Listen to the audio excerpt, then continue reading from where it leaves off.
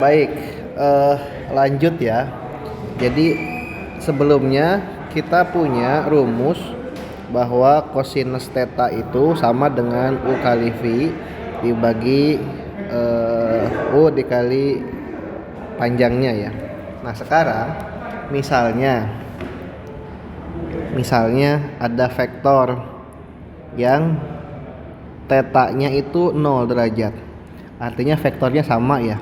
Jadi misalnya ada vektor A dan vektor A, berarti kan sudut di antara vektor A dan vektor A itu 0 ya. 0 kan. Nah, pada kasus seperti ini maka ada sifat selanjutnya ya. Jadi kalau 0 berarti kan cos 0 derajat itu sama dengan U kali V. Nah, sementara UV-nya itu sama ya, sama. Berarti gimana kalau sama? Berarti U-nya jadi A, V-nya jadi A, ininya juga jadi A gitu ya. Ininya jadi A, cos 0 adalah 1 ya. Sehingga di sini kita bisa menghitung kalau A-nya pindah ke depan itu akan sama dengan A kali A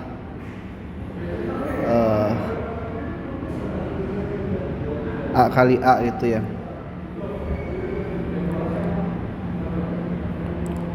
Berarti A kuadrat sama dengan A kali A. Berarti A sama dengan A kali A pangkat setengah gitu ya. Ini sifat yang selanjutnya. Nah, sifat turunan yang lain adalah kalau bukan 0 derajat ya. Kalau bukan 0 derajat, maka jika tidak sama dengan 0 sudutnya, maka sudut antara U dan V ya, jadi sudutnya adalah bukan 0, maka nilai hasil kali titik dapat ditentukan oleh kondisi sudut antara dua vektor. Oke. Jika T-nya lancip ya, maka U kali V-nya akan lebih besar dari 0. Jika tumpul, maka U kali V-nya akan kurang dari 0. Jika sama dengan 90 derajat, maka ininya akan sama dengan 0. Atau kita sebut sebagai tegak lurus. Atau istilah lainnya adalah ortogonal. Itu ya. Oke. Contoh ya. Contoh misalnya saya punya U sama dengan 2 min 3 dan 7 ya. Kemudian ada V sama dengan K kuadrat min 1 kali K. Pertanyaannya, hitung kemudian tentukan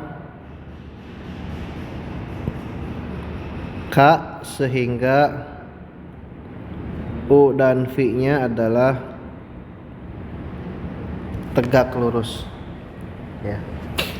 Nah, jadi maka U itu apa? U itu berarti kan gimana?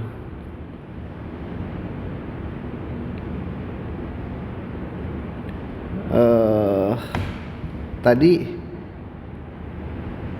kita punya rumus umum kalau U-nya saja itu berarti U dikali U dipangkat setengah ya. Gitu kan? Ya. Kemudian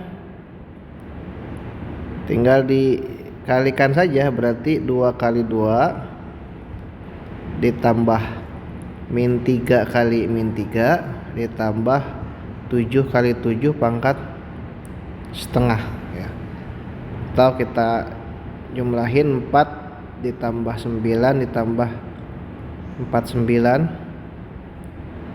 sama dengan 62 pangkat setengah sama dengan akar dari 62. Nah, bagaimana Kak sehingga U dan V-nya tegak lurus? Berarti gimana?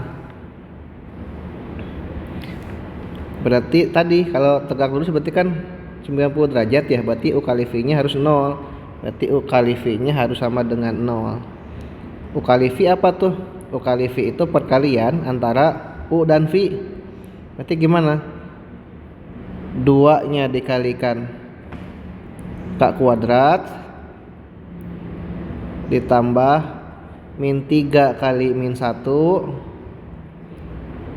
ditambah 7 kali K sama dengan 0. Atau 2K kuadrat plus 7K ditambah 3 sama dengan 0. Setelah ini gimanain? Difaktorkan ya. Difaktorkan. Nanti silahkan dicari faktornya berapa. Ini langsung aja saya kasih clue 2K min 1 dikalikan K plus 3 ya. Sorry, 2K plus 1 ditambah K plus 3 berarti K nya sama dengan min setengah atau K nya sama dengan min 3. Selesai.